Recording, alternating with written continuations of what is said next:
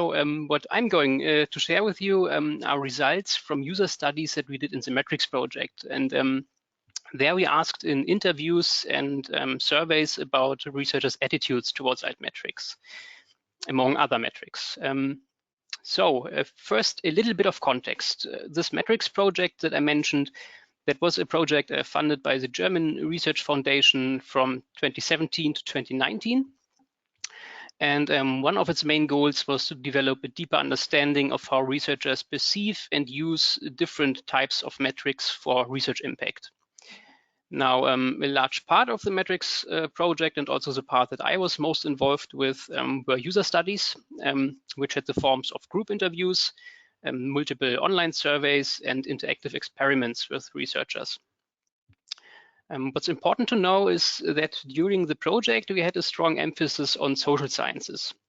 Now, for today's presentation, I didn't explicitly exclude results from researchers outside of the social sciences, but usually between 80 to 90% of the participants of our user studies identified as social scientists, so that's where most of the responses come from.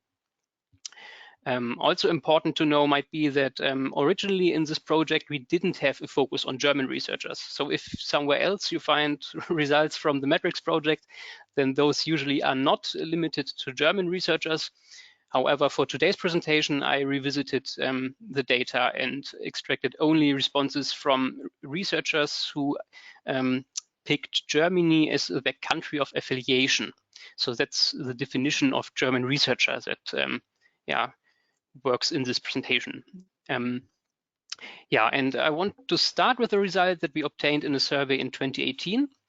There we asked about 1,000 researchers in an online survey, how useful would you find the following research impact metrics for assessing whether to read a given scholarly product? For example, a journal article. Now, one could, of course, argue whether this is a use case where metrics should be used at all. But let's not do that now. The reason why we picked this use case in the survey is that in preparatory interviews, we had learned that this is a use case that virtually every researcher knows. No matter how early the career stage, practically every researcher knows the situation of searching for literature online and seeing metrics displayed alongside the search results. It may be then deciding based on those metrics what to read first. So in the survey questionnaire, we presented this list of indicators to our respondents, this pre-selected list, which includes several citation-based indicators, like an article citation number, the publishing journal's impact factor, the age index of the lead author, but also a variety of usage metrics and altmetrics. And regarding altmetrics, we were especially interested in those social media-based indicators, and that's why we've several types of social media-based altmetrics in this list. And now in the survey, every respondent had to choose for every single indicator on the scale from very useful to useless, how useful he or she would find the respective metric in this particular scenario. And the results is what you hopefully can see now. So dark green areas, for example, indicate the share of respondents who said, I would find this metric very useful to help me in this decision. And as you can see, I already ordered this indicator types on the y-axis based on the this share of respondents who chose very useful. This shows some things. For example, all those citation-based indicators appear at the top, which could indicate that when asked about using metrics for assessing research, the default solution or the typical solution still seem to be those traditional indicators or those citation-based indicators. While everything that comes below, starting with download number, are either web-based usage metrics or altmetrics. Now, of course, there could be several explanations for why a researcher might find a certain metric difficult to use or hard to use. It could, of course, be the simple explanation that that researcher knows perfectly well what a certain metric can do and where its limitations are, and just decides that this metric does not measure what I want to measure in this situation. But also an explanation could, of course, be that the researcher in question doesn't really know said metric, isn't sure how to use it, and therefore thinks it's hard to use in this scenario. What hints in this direction is that for some of the altmetric indicators, the gray areas, the shares of respondents who said, I don't know said metric, or I don't want to answer this question for said metric, those are sometimes very large. Here you can see among the German participants of our survey, almost every second one decided for the altmetric attention score to pick this gray response. And now to get a more precise idea of what concrete concerns or thoughts German researchers might have regarding the use of metrics and altmetrics in particular, let's look at some more qualitative data from interviews and survey. As I mentioned before, one of our types of user studies was a series of group interviews. We had 4 group discussions with 9 interviewees, which led to about 6 hours of interview material to transcribe. And these interviews should mainly help us to prepare those larger online surveys. There were 2 key themes that we talked about in the interviews with our interviewees. First, for which purposes do they use online tools and social media as a researcher? And second, what are their attitudes towards metrics for research impact and the ways they are used? And the second part of the interviews about metrics, we would always start by asking our group of interviewees, when you hear this phrase, metrics for research impact, what comes to your mind? Are there any indicators that you already know about? What are your thoughts? And the responses we got to that question were very much in line with what we've seen in the survey on the slide before. The first response in almost every interview was citations. Also, the journal impact factor was mentioned a lot and very present in these discussions.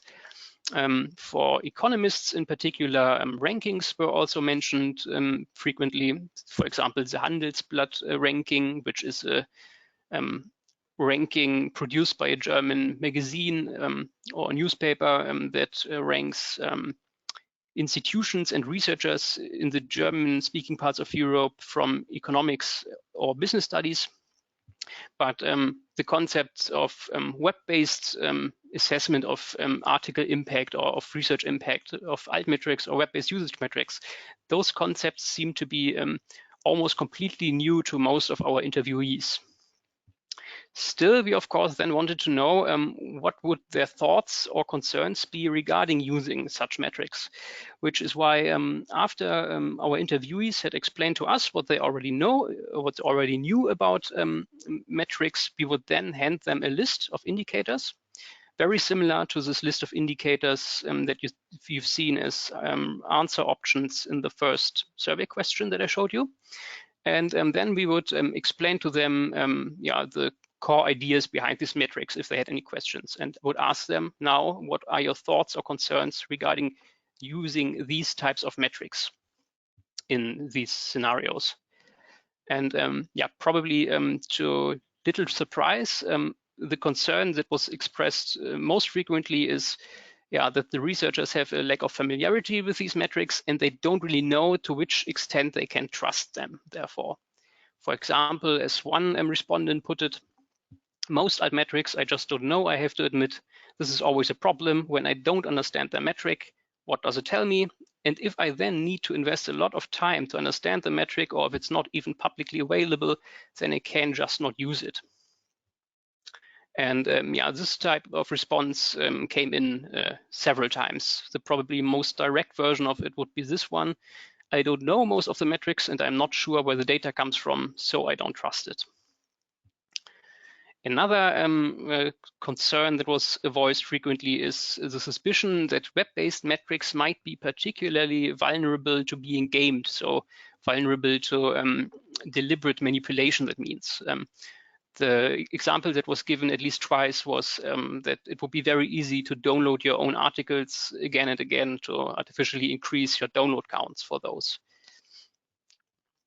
Also, regarding social media-based metrics, respondents in the interviews hypothesized that those might mostly measure extents of author networks and not any form of relevance, although relevance is what usually the researchers would want to measure. And another respondent also hypothesized that social media-based metrics might put theoretical or foundational work at a disadvantage compared to empirical work, which just might lead to more active discussions online, and although it relies on the theoretical and foundational work. Yeah, and now that we had gotten these first impressions about what might be concerns that need to be addressed regarding the usage of altmetrics for the German researchers, we then of course wanted to know to which degree these concerns apply to the larger population, which is why we did a survey, again with about 1,000 respondents, and 320 of those identified as German or as picked Germany as their country of affiliation. And in this survey, we asked a very similar question to what I've just presented from the interviews. We asked, what are your thoughts or concerns regarding the usage of these types of metrics? And now on this slide, I want to present to you the themes of concerns that appeared frequently in the responses from German researchers that at least partially relate to altmetrics. And the probably most prevalent concern mentioned in the survey responses was that these metrics would merely measure popularity or dissemination efforts, but not quality or relevance. As one respondent put it, many things that are easy to grasp for everyone receive a lot of attention that need not be, and in my view is not, positively correlated with the quality.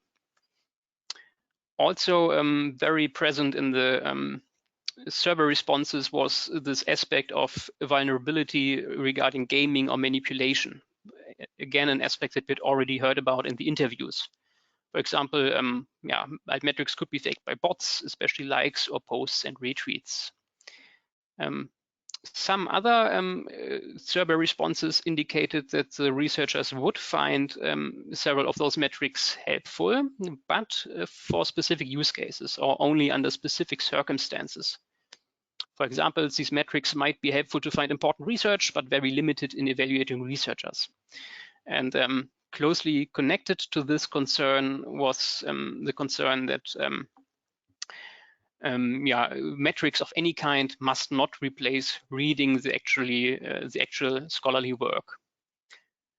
Some researchers even pointed towards negative effects that the reliance on metrics might have on science as a whole. For example, one respondent hypothesized that the metrics hype is not the best way to promote the real sciences. The principle of publish or perish fosters fake sciences, bad results, and careless work. Or as another researcher stated, metrics may lead to decreased submits to lower ranked journals and specials and lead to more generic journal design. And the last group of concerns prevalent in the responses from German researchers was that metrics would have inherent biases. There was, for example, the idea that social media metrics tend to be biased towards Western English research. And what came up frequently is another aspect that relates to this inherent bias, that metrics would behave different for different disciplines and fields, and therefore the use of metrics might lead to unfair comparisons. Now, last but not least, there was one concern stated that when revisiting the data, I thought might be particularly interesting because of, or in light of today's webinar's topic, because this response by one German researcher actually hypothesizes that there might be cultural differences between German researchers and their international colleagues. And I'll read it out. I find that these metrics vary greatly depending on the country context. for example, my English, American, Danish, and Dutch colleagues are great in disseminating research via social media. Most of my German colleagues, however, do not even have a Twitter account and hardly use any of those social media at all. Now, to prove whether this hypothesis is true, would of course justify its own new user study, which we couldn't do before this webinar. But what I could do is look back at data from a previous survey we did, actually, because in 2017 we had asked about 2,700 researchers about their usage of social media. So what we had done in this online survey is we had handed out a list of 90 pre-selected platforms, which would fit under a fairly broad definition of social media. And then we would ask our participants, please check all those social media platforms that you use at least occasionally for your work as a researcher. And yeah, when counting the mean values, the average number of platforms used by researchers, according to the survey, then indeed German researchers on average selected 8.6 platforms, while their international colleagues selected 2 more on average. Now, of course, this result has to be interpreted with care. We can't, of course, say that just because someone uses a lower number of platforms, this definitely means that this person is more skeptical towards social media in general, or social media as a researcher. But maybe this result at least points to an interesting direction for future work. Maybe it would be interesting to, in future, observe more closely whether there might be a cultural difference between German researchers and researchers from other countries. That means that German researchers are more skeptical towards social media usage as a researcher. And this then could, of course, also affect their views on impact metrics based on activity on social media. But I want to leave this little excursion here and come back to our main topic, which are the concerns that researchers mentioned regarding the use of altmetrics. So when we look at these concerns, one thing that I think we can say is actually not a single one of these concerns is purely exclusive to altmetrics. Actually, all of these to a certain degree could also apply to citation-based metrics. And they mostly hint towards very real existing limitations of metrics in general that should be considered when using metrics. And many of these points were also already tackled by Mike in his part. So I think these concerns give valuable clues to what needs to be communicated really clearly when explaining the concept of altmetrics to people outside of this area of scientometrics. And that's what I want to finish with. First, one thing that I think needs to be communicated clearly is that altmetrics are meant to complement and not to replace qualitative review, a point that also was already made by Mike some minutes ago. Obviously, in the scientometrics community, this is not new, like many things on this slide are not. This is established, I think, but what I experienced when reading survey responses and when talking to researchers from other fields in interviews is that to them, this does not seem to be that clear. Often when shifting the conversation towards the topic of metrics of any kind, there was quickly the suspicion that metrics would be meant to replace qualitative review. And so therefore, I think this remains a point that continuously needs to be stressed. Also, I think it's helpful to remember that for bibliometrics, much more best practices and guidelines about how to use them and about how not to use them already exist, and that these to a large extent also apply to altmetrics. The Leib Manifesto would be one example. And following the points raised there, it would already address many of the concerns of the German researchers that we heard about on the previous slides. For example, this previous point that metrics should not replace but merely complement a qualitative review, that's one of the points made in the Leib Manifesto, or the need of normalized indicators, or the problem that cross-discipline comparisons are invalid. So following what we know about bibliometrics in altmetrics addresses already several concerns. Also, I would definitely recommend to check out the metrics toolkit for if someone doesn't know that yet. That's another very helpful resource for getting a quick overview of various indicators and also many types of altmetrics that are out there, and also gives hints towards their appropriate handling. And yeah, lastly, this very specific concern of gaming. So this suspicion that web-based metrics might be particularly vulnerable to being gamed. I think what should be communicated here is that actually altmetrics diversity can be considered a strength here. It is a feature of altmetrics that they allow us to track research impact in various ways over various diverse platforms. And obviously it's more difficult to game a large set of platforms than it is to game a single platform or a single metric that only relies on a single platform.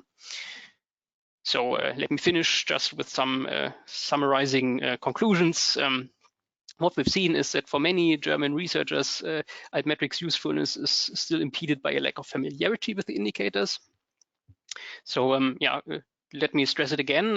I think almost every concern we heard about does point towards important limitations that metrics have, and it's a good thing that the researchers in the interviews showed awareness for so many limitations that we have to keep in mind when using metrics of any kind.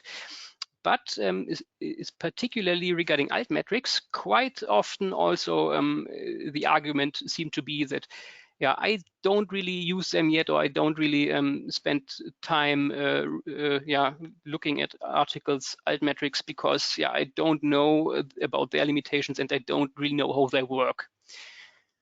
And I think an implication of this is that definitely many German researchers could benefit a lot from receiving formal training regarding the valid use and interpretation of both metrics in general, but also altmetrics in particular. Because right now, I think for most young researchers in Germany, this doesn't really happen at all. And during interviews with early career stage researchers, I got the impression that even the very early career stage researchers who had just started their PhD, even those already are told to look out, for example, for impact factors, and to try to publish in high impact factor journals, to primarily cite articles coming from high impact factor journals, although often these young researchers weren't even sure how the impact factor is calculated or where its limitations are. And this, I think, is obviously dangerous, and I think for altmetrics there could be similar phenomena. Also, I think that the results I just showed to you can be seen as another motivation for further research on the meanings of individual types of altmetrics. As the more concrete and precise the interpretations are that we can provide for individual types of altmetrics, the more this sometimes vague distrust regarding altmetrics in general could be transformed to just a reasonable amount of carefulness that should be existent when using altmetrics in general. Okay, and with this, I thank you very much, and would be happy to respond to questions if there are some. Thank you very much, Steffen. That was very kind of you. I think I was just reflecting on some of the issues you brought up there, and you nailed it for me. That point about calculating the journal impact factor, even though journal metrics have been a large part of my life for at least 10 years, actually trying to remember how they're calculated and what they mean and their statistical qualities is an extremely challenging task. And I was struck again by the prominence of the ResearchGate metric in terms of its acceptability. I mean, people may be very familiar with it, and I suppose in both of these cases, they've learned to trust that value and to understand that value without really knowing how it's calculated. I don't know how the ResearchGate metric is calculated. I do know it's not open. So for me, that was a really that was an absolutely fascinating presentation. I was reflecting on a phenomena on something that happened last week as well, with the Journal of Theoretical Biology, where it had turned out that one of the editorial board who was reviewing articles was submitting them to be reviewed by himself using a different name, and then he was telling people to include citations from him. It's an absolutely fascinating forensic analysis that's been published there. I'll tweet about it in a bit, or I'll send you a link.